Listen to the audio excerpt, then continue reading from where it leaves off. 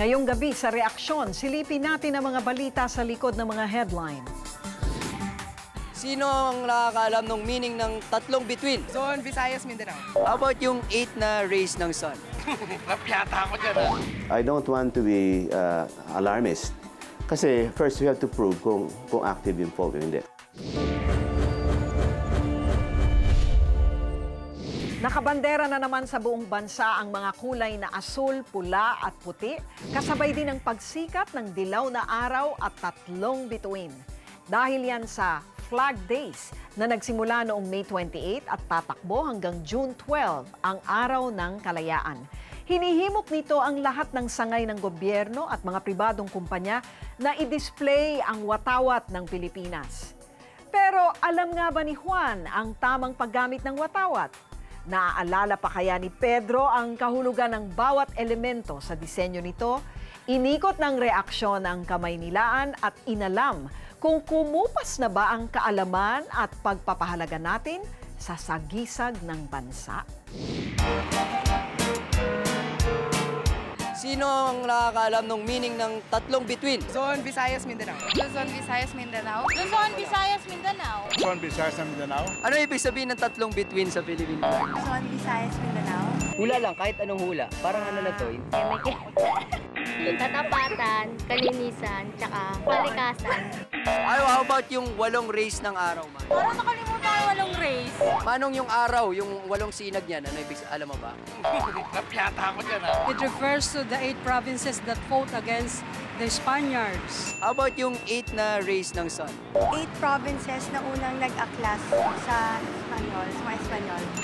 Cavite, Batangas, Laguna, Nueva Ecija, Bulacan, Rizal, Pampanga, Bataan. How about yung white na triangle? Oops, parang hindi ka alam. Manong yung kulay puti na lang. Ano ibig sabihin ng kulay puti? Itong puti na to, para sa... Parang hindi ko rin kabisado ng watawan yan.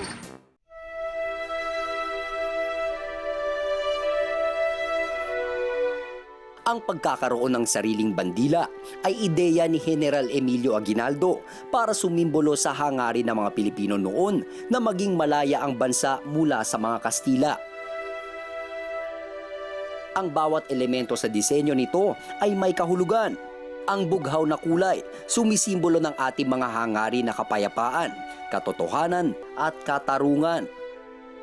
Kumakatawa naman sa mga katangian natin na makabayan at matapang, ang kulay na pula. Ang puting tatsulo, para naman sa kapatiran at pagkakapantay-pantay. Habang ang tatlong bituin ay para sa 30 pulo ng Pilipinas, ang Luzon, Visayas at Mindanao. Ang araw na mayroong 8 sinag naman ay sumisimbolo sa unang 8 probinsyang nag-aklas laban sa mga Kastila. Una namang nasilayan ng mga Pilipino ang bagong bandila sa Kawit, Cavite, kasabay ng pagdedeklara ng ating kalayaan. Pero hindi doon unang beses na iwinagayway ni Aguinaldo ang watawat. Sa laban sa Alapan ng May 28, 1898, ito yung unang iwinagayway yung ating watawat. Ang naka-schedule na laban ay dapat May 31, pero yung mga Kastila nalaman na dumarating na yung mga Pilipino na galing ibang bansa yung mga sandata, hinarang nila ito at napalaban yung mga Pilipino na nanalo ito sa Alapan. Ito nga yung tinatawag na natin ngayon na Flag Days. Ngayon, patuloy na ibinabandera ng mga Pinoy ang bandila sa iba't ibang estilo at forma. Dala na rin ito ng mga sunod-sunod ng pagwawagi ng Pilipinas sa iba't ibang kompetisyon. So nanalo si Pacquiao, nanalo ang Ascals, nanalo si Donaire, at marami pang mga singing contest, so winawagayway ang Philippine flag. So kumbaga naging uso siya. So anong ibig sabihin yan? So siguro tumataas yung antas ng pagiging patriotic natin. At of course, sa pop culture, nagkaroon ng mga makabayang awitin. No? Bagamat ito'y pop or popular ang beat or upbeat, lalo na si Francis M. na nagsimulang gumamit ng shirt, gamit ang Philippine flag, nagpatatupa ng Philippine flag. So, ibig sabihin, hawa-hawa, gaya-gaya. Pero uso man, hinay-hinay lang daw dahil may batas na nagsisilbing gabay sa tamang paggamit ng ating watawat, ang Republic Act 8491 o ang Flag and Heraldic Code of the Philippines. Ito naman yung batas kung paano gamitin itong national symbol na ito na bawal labhan, bawal punitin, bawal idikit sa ganito. Dapat ito nakawagayway 24 hours, iniilawan. So yung una nga dyan, so bawal i-mutilate. No? So bawal gawing tablecloth. So bawal labhan. So dapat ito, kung sira na, dapat ito ay susunugin.